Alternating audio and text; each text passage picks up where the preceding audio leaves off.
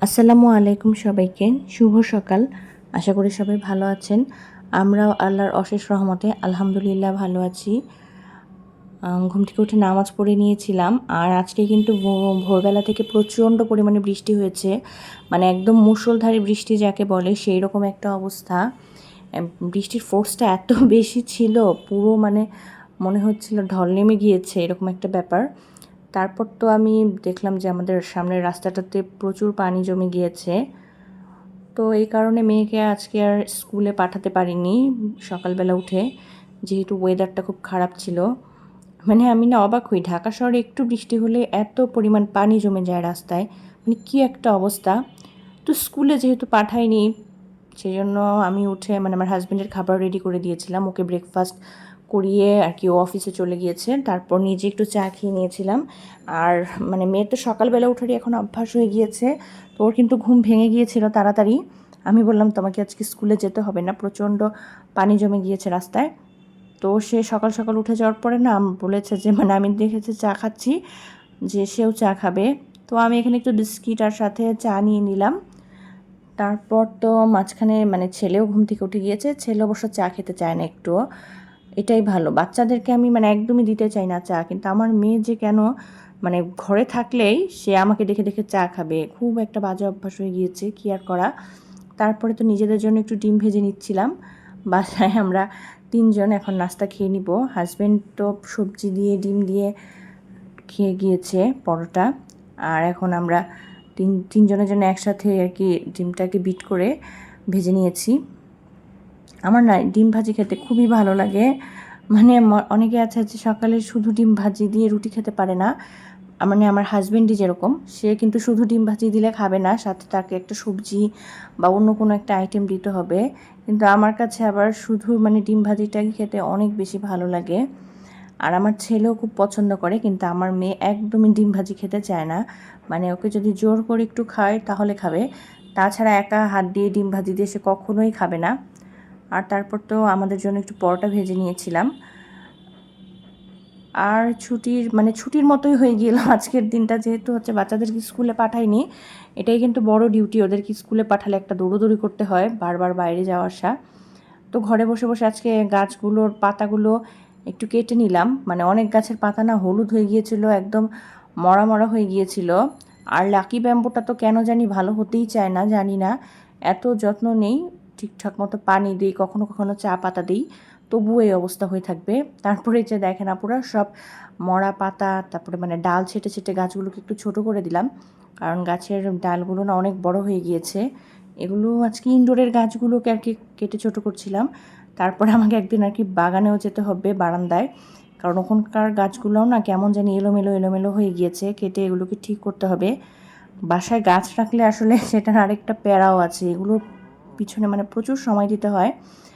আর দুপুরে আজকে এখানে একটু পেঁপের তরকারি রান্না করে নিয়েছিলাম। আর এটা হচ্ছে মলা মাছ, সেটাকে একটু বেগুন দিয়ে আর আলু দিয়ে না হাতে মেখে রান্না করে নিয়েছি। ছোটো মাছের তরকারিটা আবার আমার হাজব্যান্ড ভীষণ পছন্দ করে, আমারও মানে ইদানিং ভালো লাগে, আগে অতটা ভালো লাগতো না। তো নিজেও ইদানিং একটু খাই ছোটো মাছের তরকারি। আর এখানে হচ্ছে লাউ দিয়ে একটু চিংড়ি মাছ রান্না করে নিয়েছিলাম। এই সমস্তই দুপুরের খাবার দাবার রান্না করে এখন হচ্ছে একটা মানে অন্য একটা কাজ করবো, সেটা হচ্ছে আমার একটা পার্সেল এসেছে, সেটা আপনাদের সাথে একটু শেয়ার করি। এখানে আমি একটা ড্রেস পারচেস করেছি অনলাইন থেকে, মানে একদম কটনের একটা ড্রেস, খুব হচ্ছে সিম্পল টাইপের ড্রেস, যেহেতু হচ্ছে বাইরে এখন খুব গরম পড়ে, আমি না ভারী ড্রেস এখন একদম পরতেই পারি না, আমার এত গরম লাগে। তো এগুলো হচ্ছে যে জমজম সুইচের যে লোনের ড্রেসগুলো, সেগুলোই একটা অর্ডার করেছি।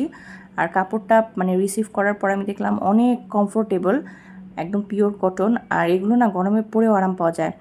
আর ড্রেসটার সাথে না আমি একটা জিনিস কিনেছি, দেখেন আমি না একটা ইয়াররিং কিনেছি ড্রেসের সাথে ম্যাচিং করে। ইয়াররিং কেনাটা আমার প্ল্যানিংয়ে ছিল না, কিন্তু আমি হঠাৎ মানে এই ইয়াররিংটা দেখার পরে আমি ভাবলাম যে এটা তো আমার ড্রেসের সাথে একদম ম্যাচিং হয়ে যাচ্ছে। আর মানে দামটাও খুব রিজনেবল, মাত্র 120 টাকা নিয়েছে। তো আমার কাছে মনে হচ্ছিল যে মানে এত রিজনেবল প্রাইসে এত সুন্দর একটা ইয়াররিং, এটা নিতেই হবে, নইলে হবেই না। কারণ নর্মালি দেখা যায় না মানে 200-250 নিচে ভালো ইয়াররিং পাওয়া যায় না। তো এটা আমি আরএফএল বেস্ট বাই থেকে ইয়াররিংটা নিয়েছিলাম। আর এই যে আমার পুরো ড্রেসের যে লুকটা, সেটা আর কি একটু শেয়ার করলাম। আমার কাছে তো মানে ভালোই লেগেছে, নর্মালি পরার জন্য বেশ আরামদায়ক হবে। আর সামনে যেহেতু ছুটি আছে, দেখা যাবে কোথাও একটু হালকা পাতলা বাইরে যাওয়া হবে, সেজন্য মূলত ড্রেসটা নিয়েছি আমি। আর আজকে সন্ধ্যায় না বাচ্চাদেরকে ফুচকা বানাবো, তো এখানে ঘুগনি রেডি করে নিলাম। তারপর তো এই যে ফুচকাগুলো একটু ভেজে নিচ্ছিলাম, ওই প্যাকেটের ফুচকাগুলোই আমরা নিয়ে আসি, ওগুলো একটু ভেজে দিচ্ছিলাম। ফুচকার কথা শুনলে তো মানে আমার বাচ্চাদের খুশিরই অন্ত নেই। ফুচকা দিলে তারা মানে কয়েক প্লেট সাবার করে দিবে, সবারই এই অবস্থা। তারপর এখানে একটু তেঁতুলের টকটাও রেডি করে নিয়েছি, সেটার মধ্যে চাট মশলা মিলিয়ে তারপর রেডি করে নিলাম। তো এই তো। আর ফুচকা যেদিন হচ্ছে বানাবো সেই দিন মানে আনলিমিটেড খাওয়া দাওয়া হবে, সন্ধ্যায় এত বেশি খাওয়া হয়ে যায় যে পরে রাতে আর খেতে ইচ্ছে করে না, এরকম একটা ব্যাপার। তারপরও না ওই দিন আসলে বৃষ্টি বৃষ্টি ছিল, তো আমি রাত্রেবেলাও কেন জানি মানে স্পেশাল একটা আয়োজন করে নিলাম। এখানে একটু কাবাব ভেজে নিয়েছিলাম, আর আজকে একটু কাচ্চি রান্না করলাম, যেহেতু ওয়েদারটা একদম ঠান্ডা ঠান্ডা ছিল আজকে। তো মনে হলো যে আর সারাদিন তো ঘরেই থাকলাম, মানে ছুটিরই একটা দিন হয়ে গেল, তো ভাবলাম যে কেন না একটু স্পেশাল খাবার দাবার খাই। আসলে মাঝে মাঝে না কিছু কিছু দিন এরকম পার করতে ভালোই লাগে, কারণ আমরা তো গৃহিণীরা সবসময় ঘরের ভিতরেই থাকি, মানে এন্টারটেনমেন্টের আর কোনো সুযোগ নেই।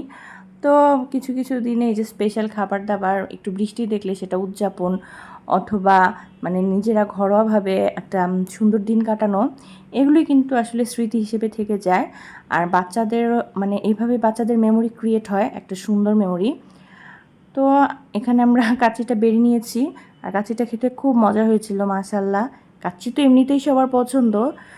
তারপরেই তো খাবার দিয়ে দিলাম এখন টেবিলে সার্ভ করে। আর আজকের ব্লগটা এ পর্যন্তই। ভালো থাকবেন সবাই, ধন্যবাদ সবাইকে।